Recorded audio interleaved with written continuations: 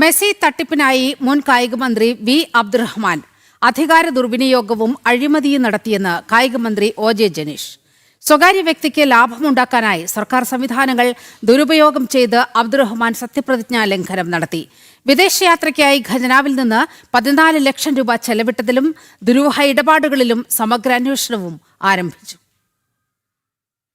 മെസ്സിയെ കേരളത്തിൽ എത്തിക്കുമെന്ന അവകാശവാദവുമായി വി അബ്ദുറഹ്മാൻ നടത്തിയ നടപടികളിൽ വൻ ക്രമക്കേടും നിയമലംഘനങ്ങളുമാണ് പുറത്തുവരുന്നത്. സർക്കാരിന് പണം നഷ്ടപ്പെട്ടിട്ടില്ലെന്ന മുൻ മന്ത്രിയുടെ വാദങ്ങളെ പൂർണ്ണമായും തള്ളിക്കളഞ്ഞ കായികമന്ത്രി ഒ.ജെ. ജനീഷ് സ്വകാര്യ വ്യക്തികൾക്ക് ലാഭമുണ്ടാക്കാൻ സർക്കാർ സംവിധാനങ്ങൾ ദുരുപയോഗം ചെയ്തുവെന്ന് അടിവരയിടുന്നു. മന്ത്രിയുടെ ഓഫീസിലേക്ക് വന്ന പ്രപ്പോസലുകളിൽ യാതൊരുവിധ നടപടിക്രമങ്ങളും പാലിക്കപ്പെട്ടിട്ടില്ല. സ്പോൺസറെ തെരഞ്ഞെടുക്കുന്നതിനുള്ള യാതൊരു മാനദണ്ഡങ്ങളും വകുപ്പിലെ ഫയലുകളിൽ ഇല്ലായിരുന്നു. അതിലുപരി വെറും 20 ദിവസം മുമ്പ് മാത്രം രജിസ്റ്റർ ചെയ്ത ഒരു കമ്പനിയെയാണ് യാതൊരു പശ്ചാത്തല പരിശോധനകളുമില്ലാതെ സ്പോൺസറായി തിരഞ്ഞെടുക്കപ്പെട്ടത്. ഫയലുകളിൽ കടന്നുവന്ന അമീറ എന്ന ദുരൂഹമായ പേര് ആരുടേതാണെന്ന് വ്യക്തത വരുത്തേണ്ടതുണ്ടെന്നും ഇതിൽ അന്വേഷണം വേണമെന്നും കായികമന്ത്രി ഒ.ജെ. ജനീഷ് വ്യക്തമാക്കി. മെസ്സിയെ കൊണ്ടുവരാനെന്ന പേരിൽ മുൻ കായികമന്ത്രി നടത്തിയ വിദേശയാത്രയിലൂടെ സർക്കാർ ഖജനാവിൽ നിന്നും 14 ലക്ഷത്തോളം രൂപയാണ് ചെലവഴിച്ചത്. സർക്കാരിനെ നോക്കുകുത്തിയാക്കി നടത്തിയ ഈ വിദേശയാത്രയെക്കുറിച്ച് അന്നത്തെ മുഖ്യമന്ത്രി അറിഞ്ഞിരുന്നോ എന്നത് പരിശോധിക്കണമെന്നും സ്വാഭാവികമായും പിണറായി വിജയൻ അറിയേണ്ടതാണെന്നും കായികമന്ത്രി ഓർമ്മിപ്പിച്ചു.